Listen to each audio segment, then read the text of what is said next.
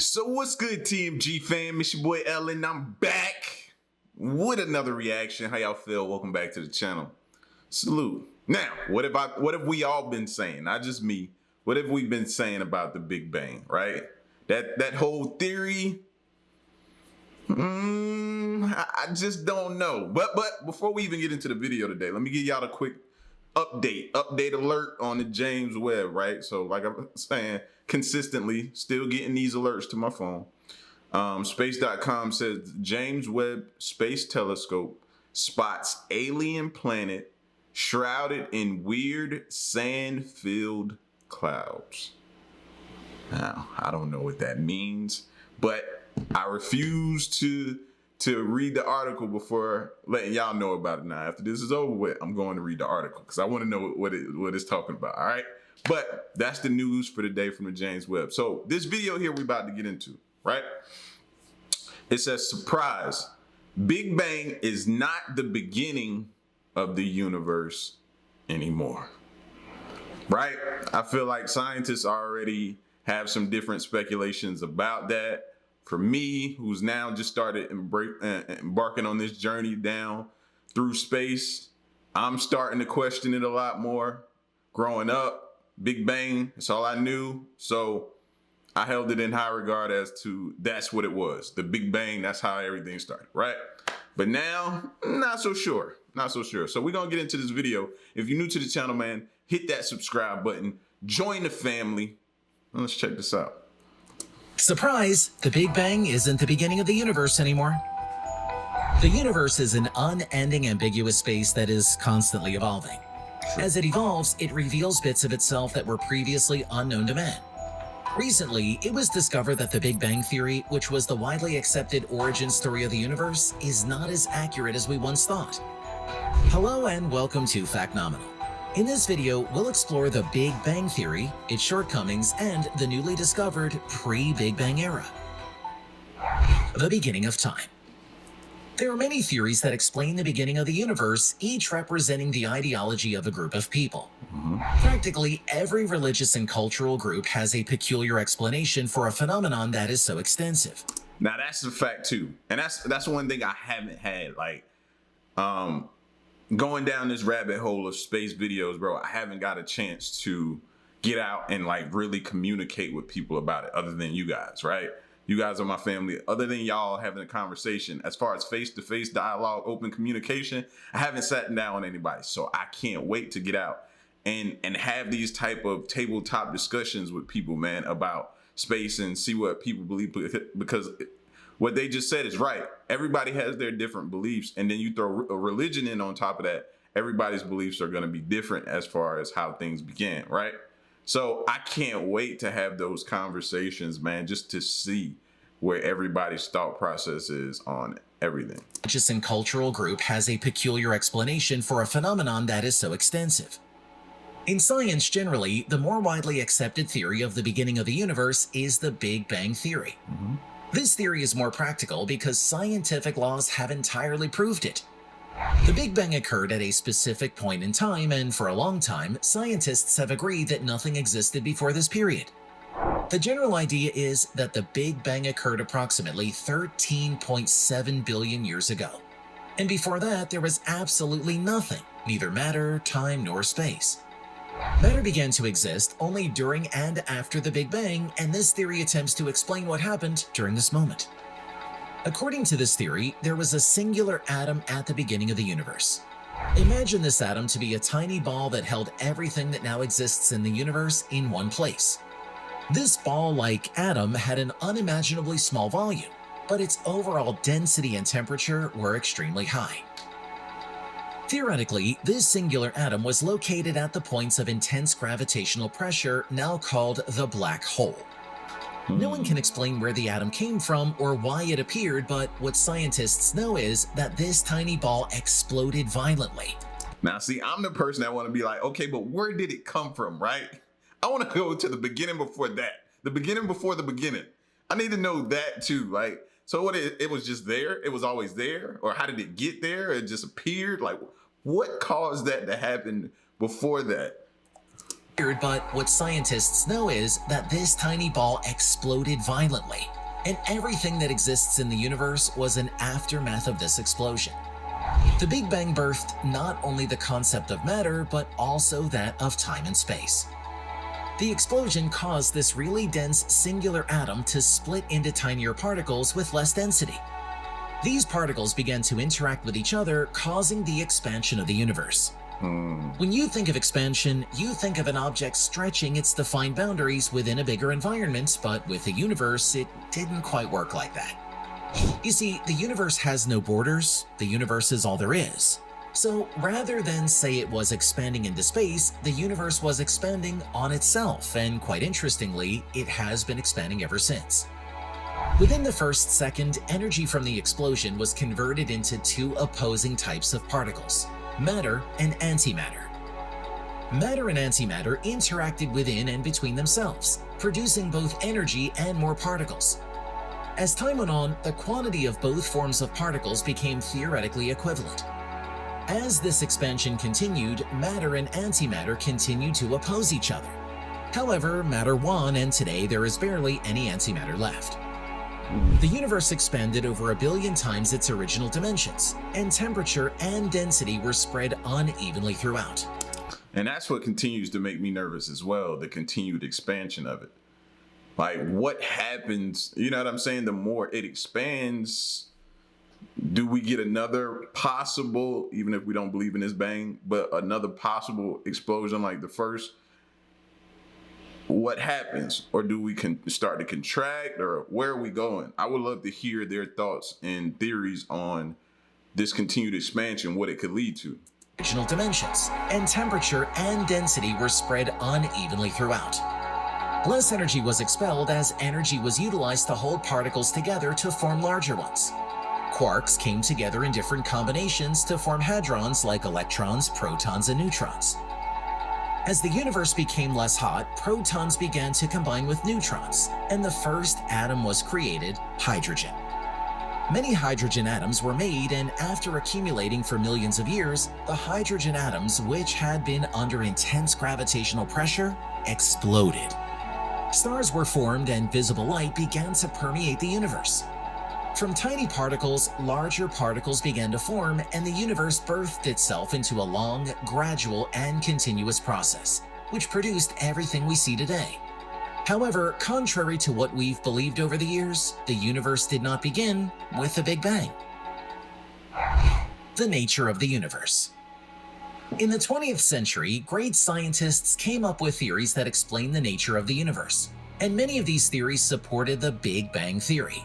Like, I want to know how scientists and other scientists, you know what I mean, compare do they have like debates about their theory, whether or not their theory is right and their theory is right, and trying to prove their theory, like a debate, like presidential debate, or kind of like just a sports debate? You know how we get to, speaking of sports, you know, sports is back, NFL is back. So everybody who's hype about sports like myself is hype. And when we get to debating about our teams and different players and stuff like that, the debates get intense. So I want to do those theory debates, get intense. You know what I mean? Man, your theory is trash. Why is it trash? Because that don't make sense.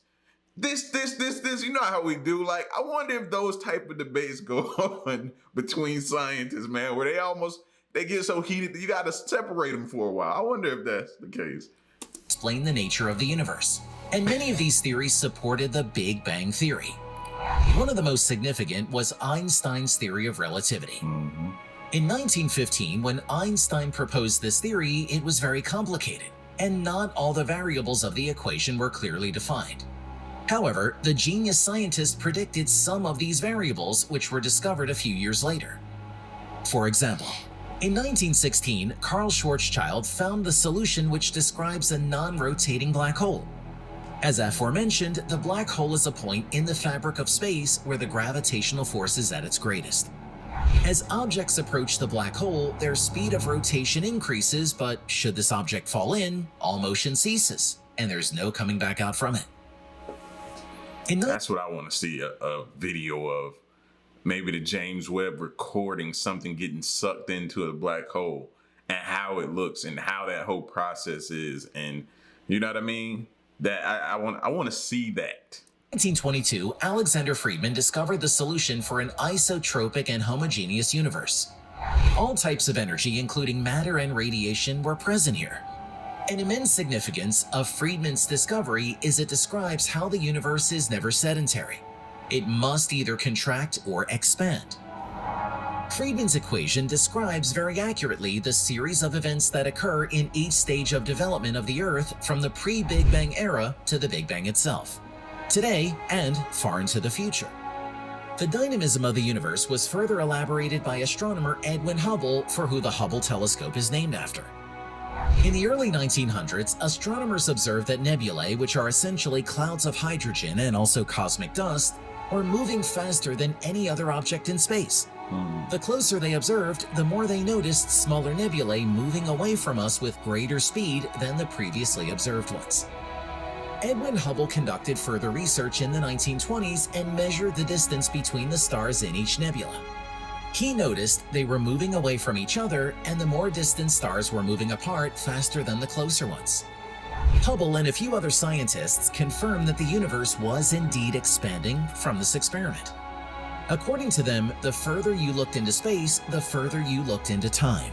Therefore, the theoretical prediction of the state of earlier elements of the universe could be confirmed practically. This experiment confirmed that shortly after the Big Bang, the universe consisted of tiny particles, which were mostly unstable due to the infinite temperature. Although the Big Bang theory has provided factual explanations of the beginning of the universe, there are a few limitations of the theory, some of which are explained by cosmic inflation. What was Earth like in the beginning? We have established that the Big Bang theory was the driving force of the expansion of the universe. However, there are specific natures that are observable in the universe that the Big Bang theory cannot explain. An example of this is the uniformity of the universe. The idea of the Big Bang is that a tiny particle exploded into smaller particles. However, the uniformity of the universe that is now observable can only mean that these particles, in the beginning, must have been smaller. A phenomenon called cosmic inflation explains this similarity. Cosmic inflation gives an explanation that precedes the Big Bang and is fundamentally based on the fact that gravitational force can sometimes act as a repulsive force. Obviously, this contradicts our high school idea of physics because we know that gravity is an attractive force between two bodies, according to Newton's universal law of gravitation. However, Einstein's theory of relativity explains that, ideally, gravity, an attractive force, can sometimes act repulsively under certain conditions. Modern particle physics indicates that some forms of particles would produce the repulsive form of gravity at very high energy levels, according to Einstein's theory. In essence, the Big Bang wasn't a random occurrence. It was driven by repulsive gravity within the particles of the initial singular atom. Now that we have an idea of cosmic inflation, how does it explain the characteristics observable in the universe? Acceptance of the cosmic inflation theory makes it possible to see the universe as an initial tiny universe, that the Big Bang blew up and projected on a larger scale. Before the inflation, the similar components of the universe were close enough to produce the uniformity we now see. This means that the universe was already uniform before inflation occurred, which in turn provoked the Big Bang. The most substantial evidence of this uniformity is cosmic background radiation. It indicates that the universe on the largest possible scales is almost uniform with an accuracy better than 1 in 10,000. No one knows precisely how long the inflation period lasted. In fact, time wasn't even existent in that era. What we know is that cosmic inflation triggered the evolution of the universe, and because of it, there is an existing balance between matter, energy, and the expansion rate of the universe. In summary, cosmic inflation doesn't debase the Big Bang theory in any way. It just tells us that the latter wasn't the beginning as we once thought. How do you think the universe began? Tell us in the comments section below. And as always, thanks for watching Factnominal. We'll see you next time. It's a good question to end it on. So how do y'all think it began? Do y'all think the Big Bang was the beginning? I just don't think it can be. I think it was a part of it, but I don't think it was the beginning. You know what I mean? But this is the fun part. This is the debate. This is, you know what I mean? You put down your thoughts and your supporting facts behind it of what you think, and we continue to gather more and more data. You know what I mean? That's why I'm on point with checking my phone daily to see, okay, what new have they found? You know what I mean? It's almost like a little kid on Christmas. I'm waking up to new updates, you know what I mean, on what the James Webb is sending back to us information wise. So I'm here for it. I'm up for it. I want to know, you know what I mean? And I guess it comes with getting older. You know? It's like a kid who may not have both parents in his house, or grew up in a foster care and didn't really know his background or heritage. And as he got older, it became important to him. And that's how I feel right now about the beginning of the universe. Like, I'm interested in that now. I want to know the background. So, and that's just my spill on it. So before I keep going on to it, y'all get at me in the comment section, man, and let me know what you thought or what you think as well. All right? And leave a like, share the video, subscribe, and stick around and stay tuned, man. Till next one, I'm gone. Peace.